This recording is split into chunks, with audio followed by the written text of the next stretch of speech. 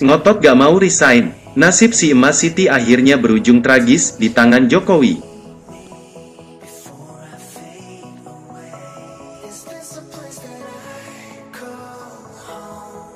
Akhirnya, setelah sekian lama menanti, yang ditunggu itu datang juga.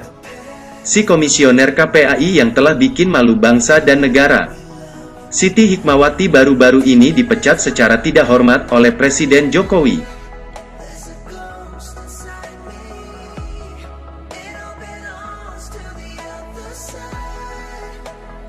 Pemecatan itu dituangkan dalam Kepres nomor 43 P tahun 2020 yang ditanda tangani Presiden pada tanggal 24 April tahun 2020 lalu. Memberhentikan dengan tidak hormat Dr. Siti Hikmawati, SST, MPD, sebagai anggota KPAI tahun 2017 sampai tahun 2022, demikian isi Kepres itu.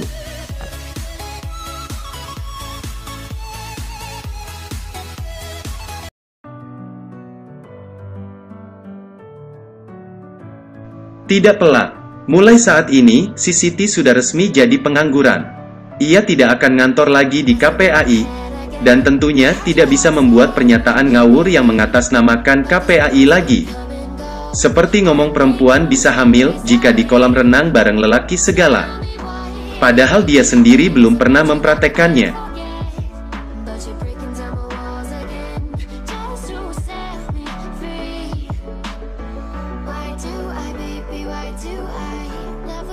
Dan akibat dari omongannya itu, seantero Indonesia dipermalukan. Karena banyak banget media asing yang meliput pernyataan serampangan Siti tersebut. Jadi, apa yang dilakukan oleh Presiden Jokowi memecat Siti secara tidak terhormat itu, sudah tepat.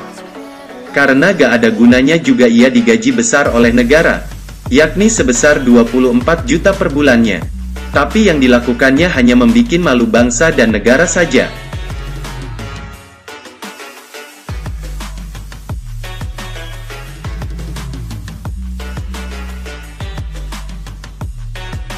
Mending gaji Siti tersebut diberikan kepada keluarga yang terdampak COVID-19.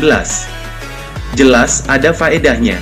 Sebenarnya, si Siti ini sudah diberi kesempatan loh oleh KPAI untuk mengundurkan diri. Biar dia gak terlalu malu gitu. Tapi ia ngotot tidak mau keluar dari KPAI.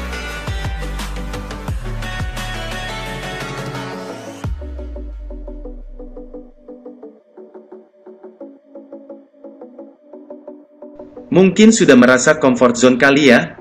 Kerja gak terlalu capek tapi dapat duit puluhan juta setiap bulannya.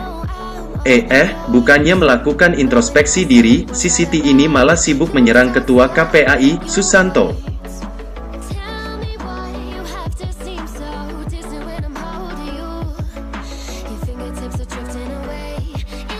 Mengatakan pemecatan terhadap dirinya maladministrasi lah, dan melampaui wewenang yang telah diberikan.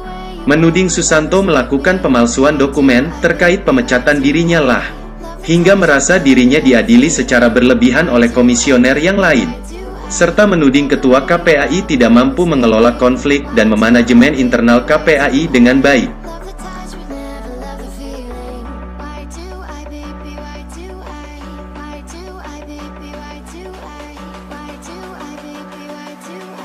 Pokoknya, gak berlebihan kalau strategi bertahan yang dipakai oleh si Siti tersebut. Mengadopsi gaya politik kadrun. Semuanya salah orang. Hanya dia saja yang benar. Padahal di mata orang lain, dialah yang akalnya pendek, yang sering banget bikin blunder.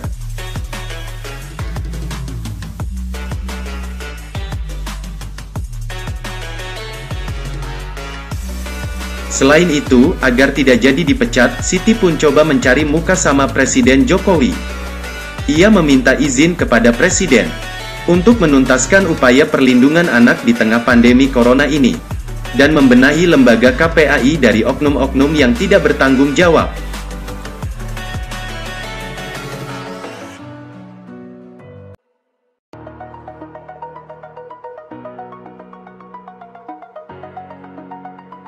Setelah itu, setelah semua permasalahan terhadap anak-anak yang terdampak COVID-19 selesai, dan KPAI menjadi lembaga terbaik di Indonesia, barulah dia akan mengantarkan surat pengunduran diri secara langsung kepada Presiden Jokowi. Sudah kayak Wiro Sableng saja si Siti ini, membela kebenaran membasmi kejahatan.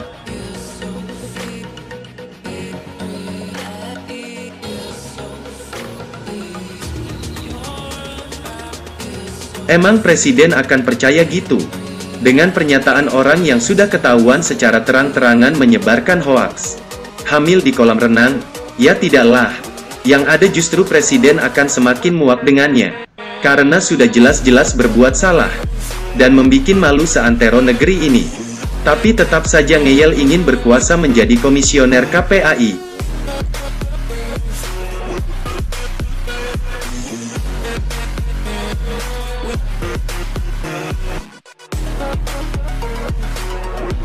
Lagian pula, banyak kok perempuan-perempuan di negeri ini yang lebih layak duduk di kursi komisioner KPAI dibandingkan si Siti tersebut, seperti Suraya Kamaruzaman, yang telah terbukti memperjuangkan hak-hak perempuan, korban konflik bersenjata di Aceh.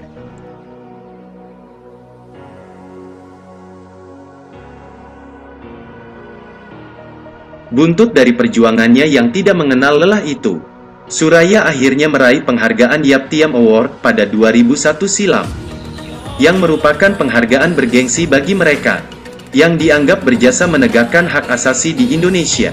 Selain itu, Suraya juga pernah mendapatkan penghargaan NPIS dari PBB Law atas perjuangannya membela hak-hak perempuan.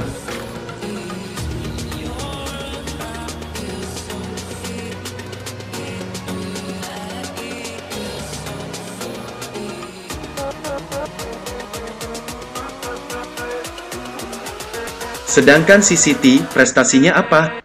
Semenjak dulu sampai sekarang kita tidak pernah tidak tahu. Dulu sih, pernah jadi caleg PAN. Tapi gagal. Kemudian, gebrakannya dalam rangka mencegah anak-anak Indonesia bebas dari narkoba sesuai bidangnya di KPAI tersebut kita juga tidak tahu.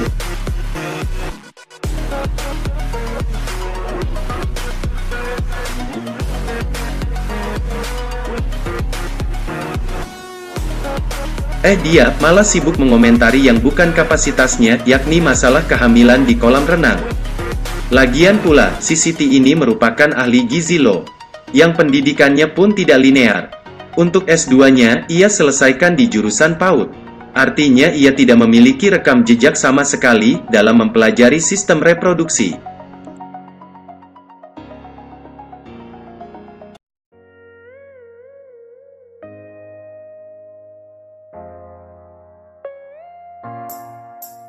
Wajar bila kemudian, ketika dimintai statement soal kehamilan, jawabannya ngawur ngidul ngelantur gitu. Pertanyaannya, kemana si Siti ini akan berlabuh setelah dipecat?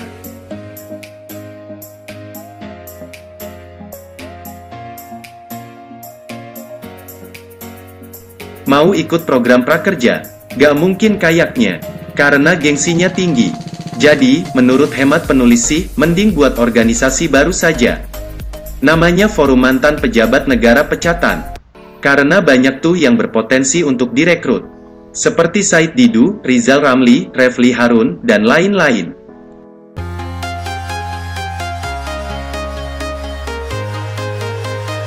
Setelah itu, jadilah si basah, barisan sakit hati, yang setiap hari kerjanya tukang nyinyirin pemerintah. Bukan begitu kura-kura? Salam dari kami, para rakyat jelata.